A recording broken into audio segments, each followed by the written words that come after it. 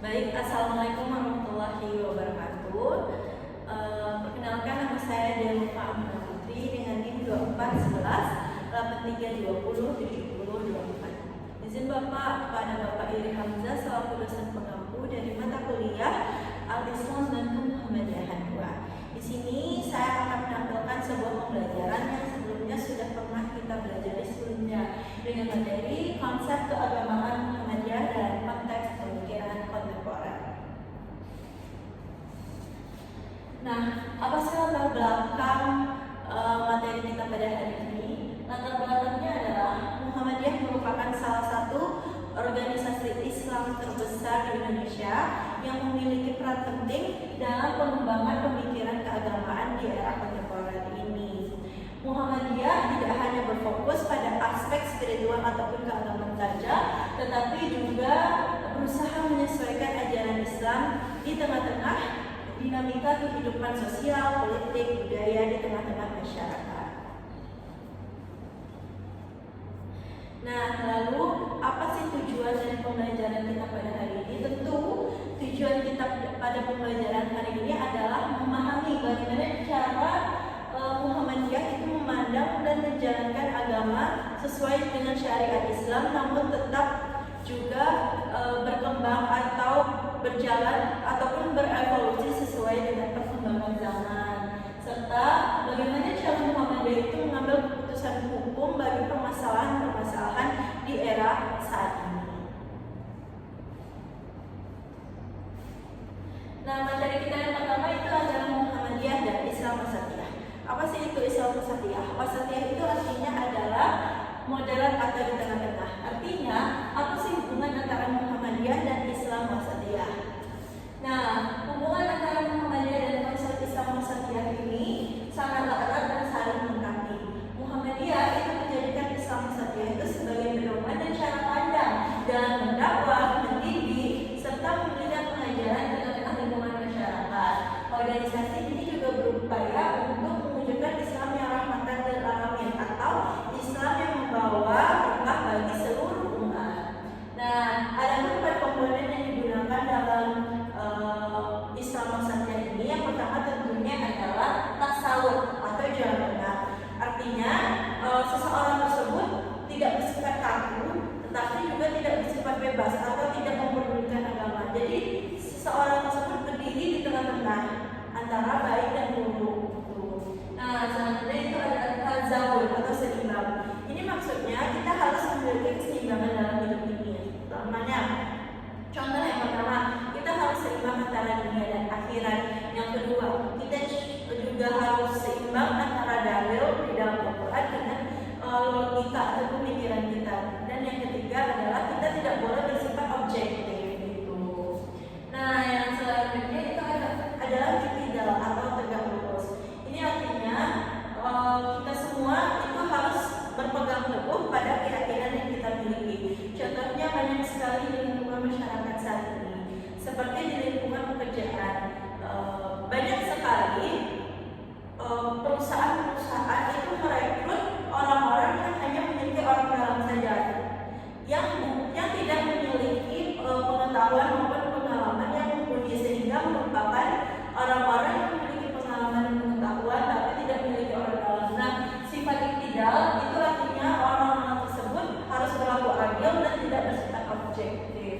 Dan yang terakhir itu adalah tasamun atau toleransi. Artinya kita harus menghargai perbedaan pendapat, kebudayaan maupun suku di tengah-tengah lingkungan masyarakat untuk menghadirkan lingkungan yang damai dan tentram. Nah, yang selanjutnya itu ada Muhammadiyah dan Islam berkemajuan.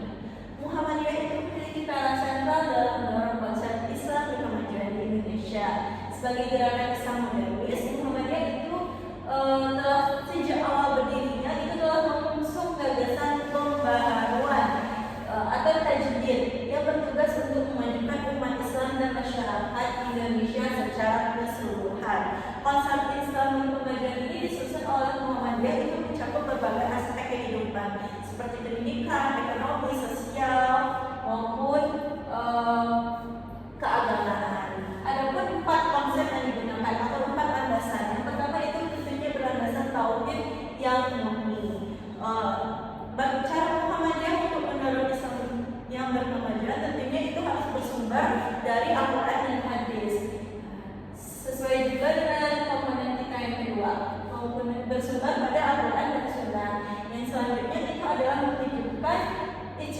jihad dalam menjawab tantangan zaman.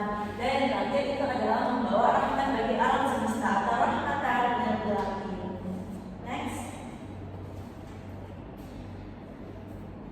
Nah, yang terakhir itu ada selanjutnya itu adalah bagaimana cara Muhammadiyah itu mendorong Islam berkemajuan.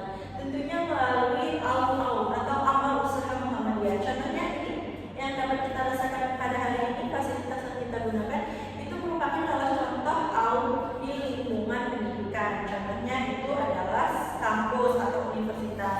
Contoh yang lain adalah SD Muhammadiyah.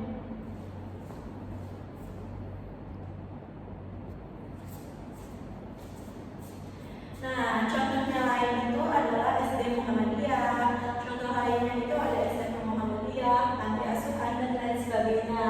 Nah, selanjutnya itu ada pemberdayaan perempuan melalui organisasi Aisyah yang mendorong perempuan untuk lebih maju dan memiliki peran sentral di dalam lingkungan masyarakat. Dan yang terakhir itu adalah orientasi masa depan. Kenapa? Karena fokus pada literasi, teknologi dan sains sebagai bagian dari dakwah di dalam Muhammadiyah ini sendiri. Nah, yang terakhir itu adalah manhaj tarjih Muhammadiyah.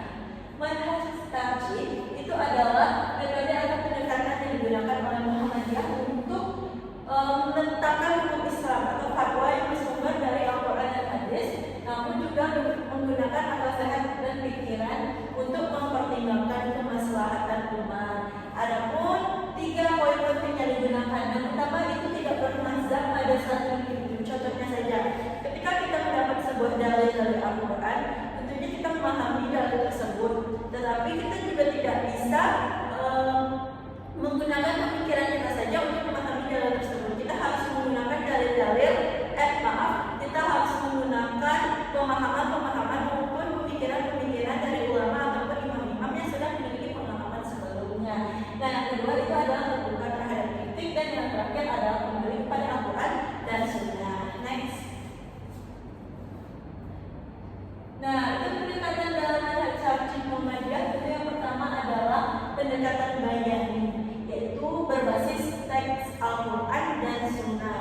Yang kedua itu pendekatan burhani, yaitu berbasis ilmu pengetahuan, rasionalitas dan logika untuk menggunakan sains dan data.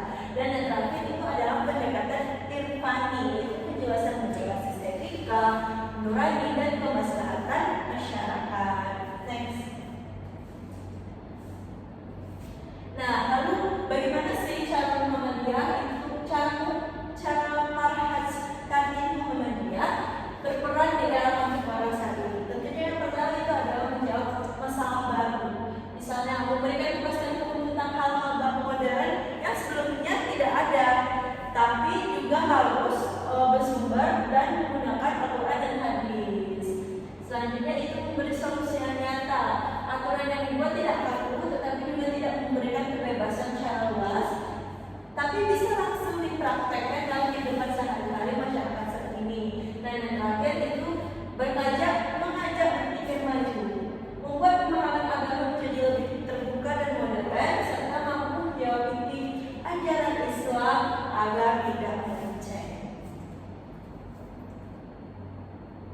Nah, adapun kesimpulannya adalah secara sederhana 3 konsep yang saya jelaskan tadi itu adalah kunci agar kita bisa beragama secara cerdas di zaman modern. Yang pertama itu adalah Islam wasatiyah. Itu adalah karakter, menjadikan kita orang yang berada di tengah-tengah, adil, toleran, tidak kaku, tetapi juga tidak bebas tanpa aturan. Yang kedua itu Islam berkemajuan, itu dianggapkan sebagai visi, itu menjadikan agama itu sebagai penggerak kemajuan melalui pendidikan, kesehatan, aksi nyata untuk menolong sesama. Nah, yang terakhir itu ada manhaj tarjih ataupun metode, yaitu menjadi kompas atau panduan kita agar kita dapat menemukan jalan ataupun solusi dari hukum atas permasalahan di era modern saat ini. Intinya, Muhammadiyah ini ingin menampilkan Islam yang modern, damai, dan bermanfaat bagi seluruh alam tanpa kehilangan jati dirinya, yaitu tanpa kehilangan jati diri kita sebagai